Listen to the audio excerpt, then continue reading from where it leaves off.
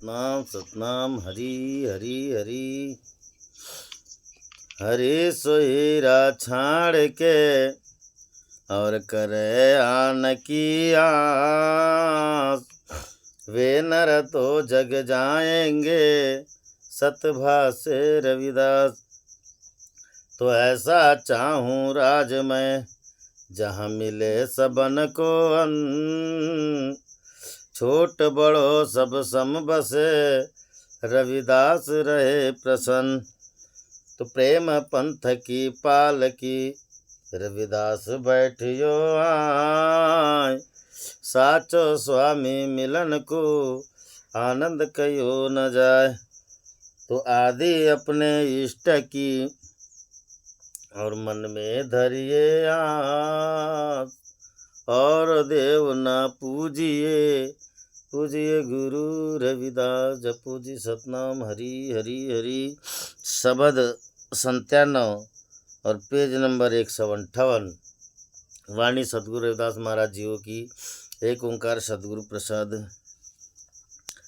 अविगत नाथ निरंजन देवा, मैं का जानू तुमरी सेवा। अविगत नाथ निरंजन देवा, मैं का जानू तुमरी सेवा। टेक बांधु न बंधन छाऊ न छाया, तुमरे सेव निरंजन राया। चरण पताल शीश असमाना, सो साहेब कैसे संकुट समाना। अविगत नाथ शिव संकादिक अंत न पाया, ब्रह्मा खोजत जन्म गवाया। तोड़ न पाती पूजु न देवा, सहज समाधि करु हरि सेवा। अविगत नाथ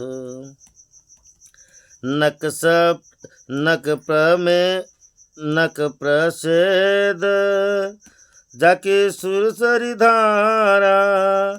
रोमावली 18 भारा, चारों वेद जाके सुमृत सांसा। भक्त हेत गावे रविदासा।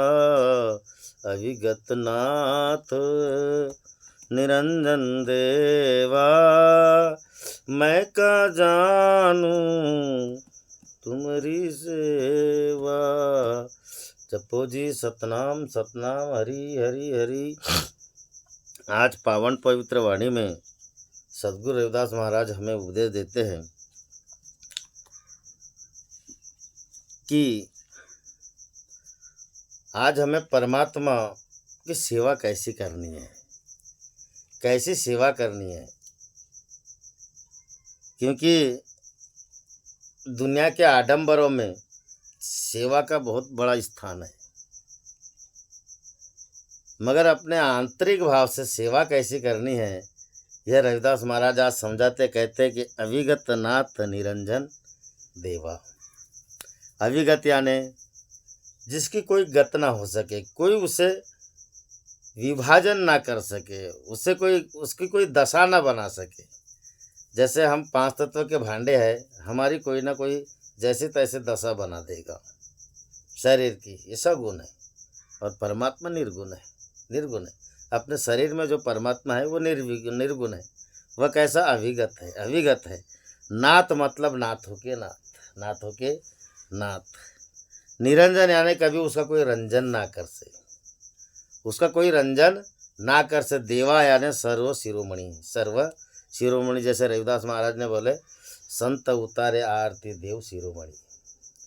और ऐसे परमात्मा को मात्र संत ही लोग भजते महाराज। ऐसे परमात्मा को संतों लोग बसते हैं, सबके बस का काम नहीं है, नहीं है। क्योंकि ये जो परमात्मा है ये अविगत है, अटल है, अविनाशी है, और इसका भेद जाने बगैर हम इसकी सेवा नहीं कर सकते, इसकी सेवा नहीं कर सकते। नहीं तो यहाँ पे रविदास महाराज वही वर्णन किए।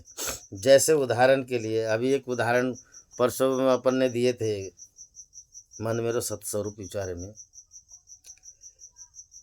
कि एक माटी है, हमको घड़ा बनाना है, तो माटी का हम गारा बनाएं और गारा बना के फिर घड़ा बनाना पड़ता है। माटी का क्या बिगड़ गया, उसमें पानी मिलाया और जो भी सामग्री मिलाए, माटी का कुछ नहीं बिगड़ता महाराज। वैसे ही परमात्मा का कुछ नहीं बिगड़ता। कोई लाख चतुराई कर ले, अविगत को गत करने के, नाथ को अनाथ बनाने की, कभी नहीं बनेगा, कभी नहीं बनेगा। मनुष्य कितना ही बोल दे कि मैं सर्वोपरि हूँ, मगर कुछ नहीं महाराज, कुछ नहीं।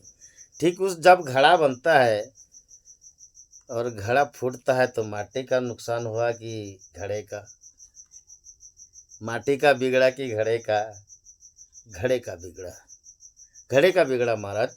और वो जब घड़ा टूट के कहाँ जाएगा, माटी में ही जाएगा, वो माटी में मिलेगा, तो माटी का नहीं मिलता, अटल है। वैसी परमात्मा अटल है, परमात्मा अटल है। और ऐसे परमात्मा की मैं का जानो तुमरी सेवा।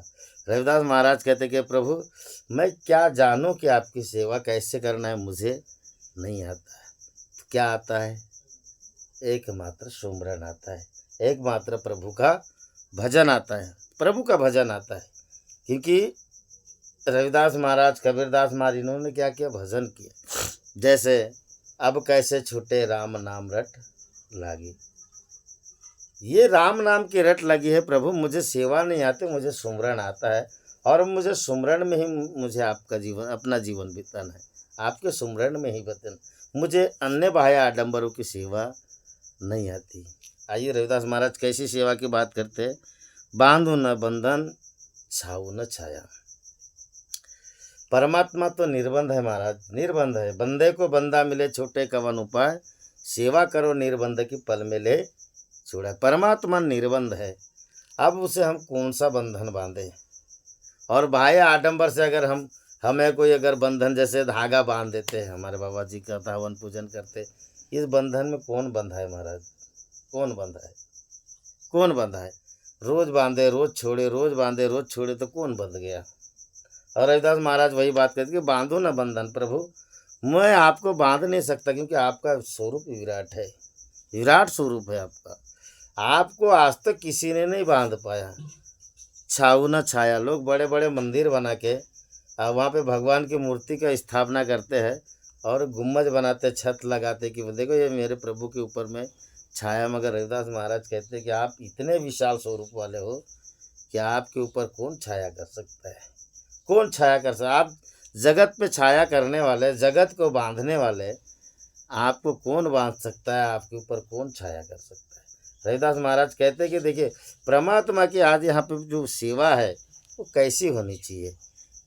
हम बड़े बड़े मंदिर बना ले, कितने भी करोड़ों मंदिर बना ले, उसमें अगर छत बना दे तो भी परमात्मा के ऊपर में छत हुई है ऐसा नहीं कहते बनता महाराज, नहीं कहते बनता। क्यों नहीं कहते बनता, तुम्हें सेव निरंजन राय, तुम्हारी जो सेवा है प्रभु, मात्र एकमात्र भजन ही तुम्हारी सेवा है। तुम्हें सेव का मतलब होता है तुम्हारा ध्यान धरूं और तुम्हारा भजन करूं, उसके अलावा कोई दूसरी सेवा नहीं है महाराज, दूसरी सेवा नहीं है। क्योंकि सद्गुरु रविदास महाराज इस वाणी में यही दर्शाते हैं, क्योंकि परमात्मा की सेवा सच्चा सुमरण ही है, सच्चा सुमरण ही है। चित्त से सुमरण करो नैना विलोक, चित्त से सुमरण करना ही परमात्मा की सच्ची सेवा है। क्योंकि यह देखिए अब परमात्मा का यहाँ पे बताए, चरण पताल शीश आसमाना, जिसके चरण पाताल के तरह हो और शीश आसमान तक हो, अब बताए उसको कौन बांध सकता है और उसके ऊपर कौन छाया कर सकता है, कौन छाया कर सकता है, उसको कौन बांध देगा।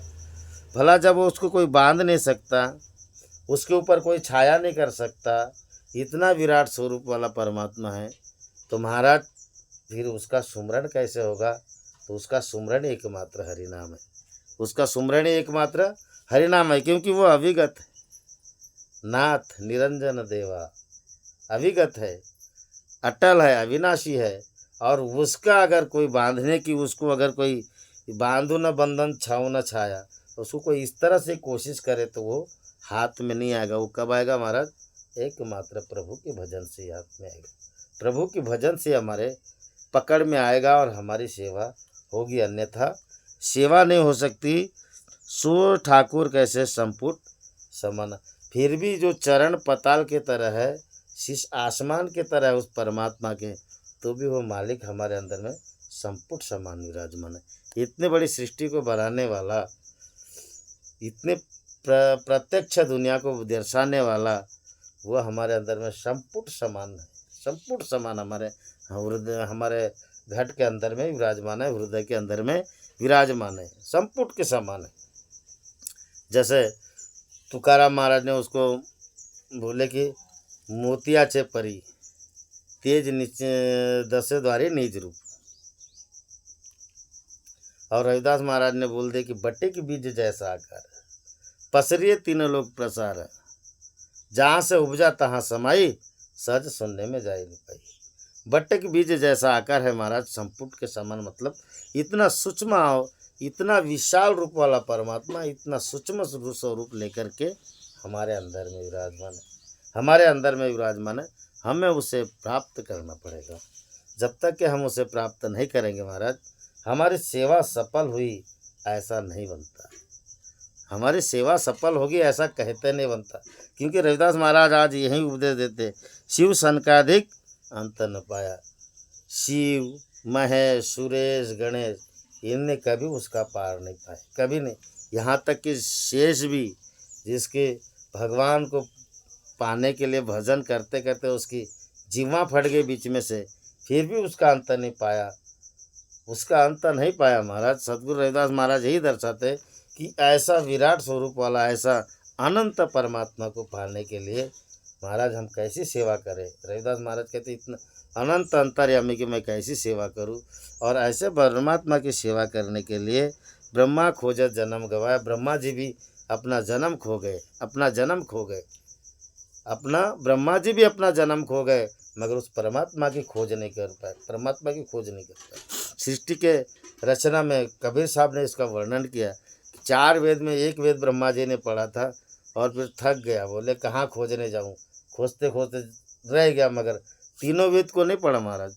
और जो 1 वेद को जो पढ़े ना, तो वही ब्राह्मण लोग पकड़ के लेके चलते और हवन कथा पूजन करते, ये वही वेद का सार है, ये वही वेद का सार है।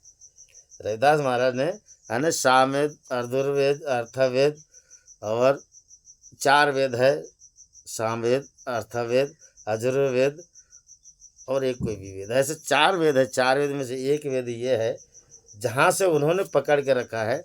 और ये हवन पूजन, ये नाना प्रकार के जो आडंबर करते हैं, वही ब्रह्मा ने पढ़ा था, ब्रह्मा ने पढ़ा था वो वेद। वहाँ पे परमात्मा का भी खोज नहीं पाया महाराज ब्राह्मणों ने, इसलिए उस पोथी को पढ़ पढ़ के पंडितों को भी खोज नहीं मिला, किसी को नहीं मिला। और जिसको मिला उसने अपने हृदय में धारण कर लिया। और किनको मिला? तो संतों को मिला, संतों को मिला महाराज। हमारे जैसे कि कोई ताकत ही नहीं है। कहने का तात्पर्य रविदास महाराज और आगे कहते हैं, तोड़ू ना पाती पूजू ना देवा। ये जो पाती भी है, ये जो बेर फूल पत्ते, उस परमात्मा के अधीन ही बन के आए महाराज, उनके रोमावली से भी निकले। यहाँ पे दिया भी है, फूल पत्ते अगर हम तोड़ के उस परमात्मा को रिझाने की कोशिश करें तो कहाँ तक रिझा लेंगे, कहाँ तक रिझा। तोड़ू ना पाती पूजू ना देवा। अब पाती भी, पाती तोड़ के बोले उसको मैं नहीं रिझा सकता। तोड़ू ना पाती पूजू ना देवा, उसको मैं कैसे पूज सकता हूँ भला। इन पेड़ पत्ते फल फूल में वो परमात्मा हमें नहीं मिलेगा महाराज, नहीं मिलेगा। रविदास महाराज यही कहते हैं कि सहज समाधि करूँ हरू सेवा। अगर परमात्मा को मुझे पाना है तो मैं सहज समाधि, सहज समाधि महाराज।